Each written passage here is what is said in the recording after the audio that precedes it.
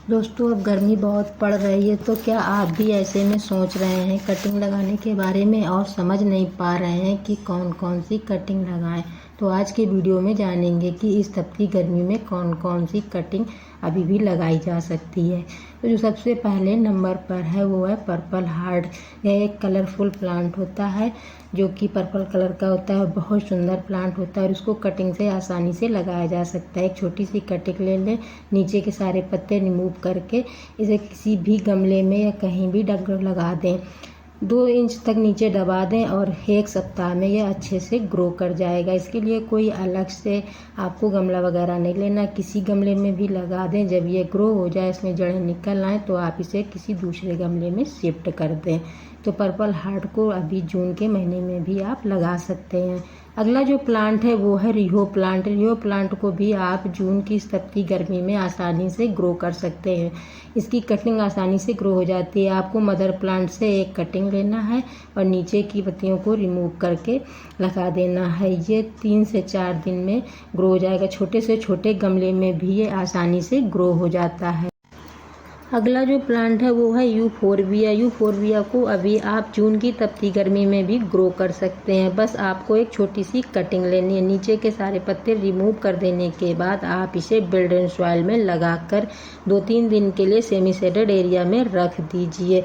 ये 1 सप्ताह के अंदर ग्रो हो जाता है और बहुत अच्छी फ्लावरिंग करने वाला प्लांट है जो कि साल भर फ्लावरिंग करता है। तो इस तरह से कटिंग लेना है और किसी छोटे से भी गमले में इसको 2-3 इंच नीचे दबा करके मिट्टी से अच्छे से दबाकर इसे सेमी शेडेड एरिया में रख देना है। पानी इसे बहुत कम देना है। 1 सप्ताह के अंदर ये ग्रो हो जाएगा। तो आप इस तपती गर्मी में अपने गार्डन में इसे अभी ऐड कर सकते हैं।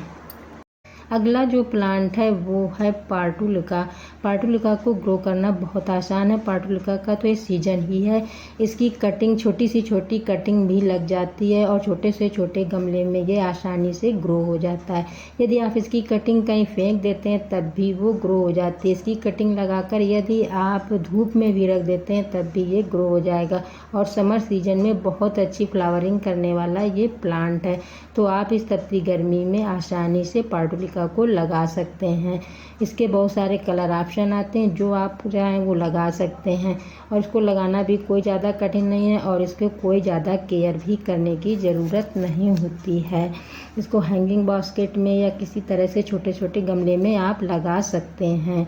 तो आप इस तपती गर्मी में एक कटिंग की पार्टुलिका की जरूर लगा लें। अगला जो प्लांट है वो है आपका पर्सिलेन। पर्सिलेन को इस तपती गर्मी में बड़ी आसानी से ग्रो किया जा सकता है। बस मदर प्लांट से आपको यदि कटिंग मिल जाती है तो आप उसके नीचे के सारे पत्ते रिमूव करके किसी भी गमले के में लगा दीजिए। थोड़े दिन बाद वो ग्रो हो जाएगा और इसको आप फिर दूसरे गमले में शिफ्ट कर दीजिए। और इसको यदि आप लगा करके धूप में भी रख देते हैं तब भी ये ग्रो हो जाता है और छोटे से छोटे गमले में भी ग्रो होकर बहुत अच्छी फ्लावरिंग करता है। इसके भी बहुत सारे कलर ऑप्शन आते हैं, तो इसे भी आप आसानी से ग्रो कर सकते हैं। इसको ग्रो करने के लिए आप बिल्ड एंड सॉइल बना लें और इसके बाद में इसकी ज़्यादा कोई केयर करने की ज़रूरत नहीं होती है। अगला जो प्लांट है वो है जेड प्लांट। जेड प्लांट को भी इस तपती गर्मी में आप आसानी से ग्रो कर सकते हैं और इसको छोटी से छोटी कटिंग से भी ग्रो किया जा सकता है। देखिए, मैंने ये एक छोटा सा बोनसाई भी तैयार कर लिया है जेड प्लांट का। जेड प्लांट को ग्रो करने के लिए आप बिल्ड एंड सॉइल लें और इसकी कटिंग को लगाकर आप इसे 2-3 दिन सेमी शेडेड एरिया में रखें। ये आसानी से ग्रो हो जाएगा। इसके बाद फिर आप इसे बड़े गमले में शिफ्ट करके धूप में रख दीजिए। इसको धूप की ज़्यादा नीड होती है। समय समय पर पानी देते रहिए, आसानी से ग्रो हो जाएगा। तो इस तपती गर्मी में आप जेड प्लांट को लगा सकते हैं और ये अच्छे से ग्रो कर जाएगा। तो आप अभी जेड प्लांट भी लगा लीजिए। अगला जो प्लांट है वो है अजवाइन का प्लांट। अजवाइन को प्लांट को भी ग्रो करना बहुत आसान होता है और इस तपती गर्मी में ये आसानी से ग्रो हो जाता है। तो इस तरह से आप अजवाइन के मदर प्लांट से एक कटिंग लीजिए। यदि आपको कहीं से कटिंग मिल जाए तो ले लीजिए और उसे अपने किसी गमले में लगा लीजिए या किसी पॉलीथीन में लगा दिए, छोटे से गमले में लगा दीजिए। इसके बाद बड़े गमले में शिफ्ट कर देना। लगा देने के लिए इसके प्लांट की थोड़ी सी जड़ कटिंग लीजिए, नीचे की सारी पत्तियां रिमूव करके लगा दीजिए और 2 दिन के लिए सेमी शेडेड एरिया में रख दीजिए। ये ग्रो हो जाएगा, इसमें जड़ें निकल आएंगी। इसमें तो पहले से ही छोटी छोटी जड़ें निकली होती हैं, तो इसे भी ग्रो करना बहुत आसान है और जब जून की तपती गर्मी में भी इसकी कटिंग आसानी से लग जाती है। तो आप अभी अजवाइन का प्लांट भी लगा सकते हैं। अगला जो प्लांट है वो सदाबहार का प्लांट है। सदाबहार को भी कटिंग से आसानी से ग्रो किया जा सकता है। बस इसके मदर प्लांट से कटिंग लेना होता है और किसी गमले में लगा करके वेल ड्रेन्ड सॉइल ज़रूर तैयार करें और पानी का विशेष ध्यान रखें और 2-3 दिन के लिए सेमी शेडेड एरिया में रखें। यह आसानी से ग्रो हो जाएगा। तो अभी आप इस तपती गर्मी में सदाबहार लगा सकते हैं। सदाबहार तो समर सीजन का बहुत अच्छा फ्लावरिंग करने वाला प्लांट है। अगला जो प्लांट है वो है टर्टल वाइन। टर्टल वाइन को भी आप इस तपती गर्मी में आसानी से लगा सकते हैं। जब आप मदर प्लांट से कोई कटिंग लेंगे तो देखेंगे इसमें छोटी छोटी जड़ें पहले से ही निकली होती हैं। तो आप इससे एक कटिंग ले लीजिए और यदि इस कटिंग को आप किसी गमले में इसी तरह से रख देते हैं तब भी वो आसानी से ग्रो हो जाता है।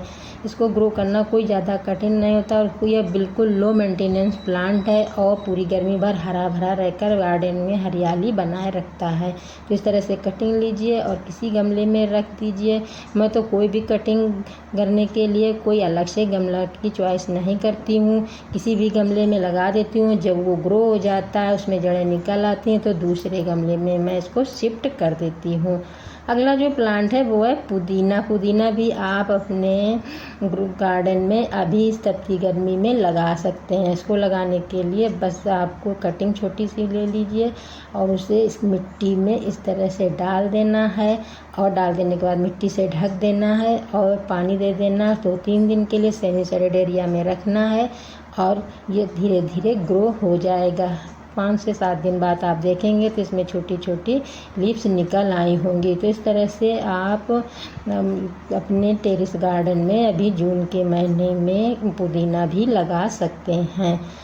और जो अगला प्लांट है वो है sweet potato wine. Sweet potato wine को भी इस तपती गर्मी में आप आसानी से लगा सकते हैं। यदि आपको स्वीट पोटैटो वाइन की छोटी सी कटिंग मिल जाती है तो भी आप इसे आसानी से ग्रो कर पाएंगे। इसको ग्रो करने के लिए एक छोटी सी कटिंग लेनी होती है और उसको मिट्टी में इसी तरह से डाल देना। उसको खड़ा नहीं लगाना, उसका 2 से 3 इंच मिट्टी में दबा देना है। इसके जो नॉट एरिया होती है वहाँ से जड़ें निकलने लगती हैं और ये 1 सप्ताह के अंदर में ये ग्रो कर जाता है। तो इस तरह से एक कटिंग लीजिए, नीचे की सारी पत्तियां रिमूव करके जो नॉड एरिया है उसको मिट्टी में दबा दीजिए। ये आसानी से ग्रो हो जाएगा और ये हैंगिंग बास्केट में बहुत अच्छा लगता है। तो आप इस तरह से स्वीट पोटैटो वाइन भी अभी अपने टेरेस गार्डन में लगा सकते हैं तो और अपने गार्डन को हरा भरा बना सकते हैं। तो इस तरह से स्वीट पोटैटो वाइन यदि आप लगाना चाहते हैं तो लगा सकते हैं। तो दोस्तों इसके साथ साथ और भी बहुत सारे प्लांट हैं जैसे मनी प्लांट। मनी प्लांट को भी आप अभी अपने टेरेस गार्डन में आसानी से ग्रो कर सकते हैं। मनी प्लांट को ग्रो करने के लिए 5 से 7 इंच की एक कटिंग लें जिसमें नॉड एरिया जरूर हो और नॉड एरिया को गमले में दबा दीजिए। देखिए मैंने ये अभी एक प्लांट तैयार कर लिया जो कि मैंने इस गर्मी में ही तैयार किया है। देखिए इसमें छोटे छोटे पेड़ पौधे निकल आए हैं। तो इस तरह से आप भी लगा सकते हैं और बेबी प्लांट तैयार कर सकते हैं। तो दोस्तों इसके साथ साथ और भी बहुत सारे प्लांट हैं जो आप इस तपती गर्मी में तैयार कर सकते हैं कटिंग के द्वारा। तो आशा करते हैं दोस्तों कि आपको